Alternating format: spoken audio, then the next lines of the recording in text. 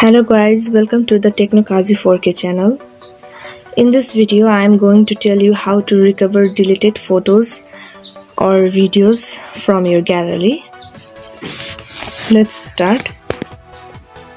First of all, you have to go to your mobile gallery and click the three-line button.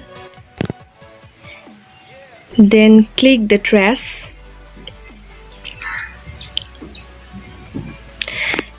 Then you can see the deleted videos or photos.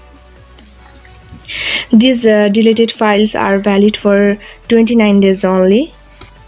Now you have to select the photos or videos which you want to recover in your gallery. I want to this video and this photo to recover. And click the restore button.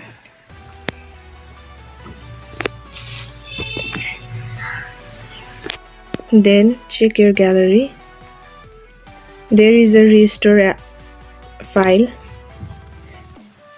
Click this file and you can see the recovered photos or videos.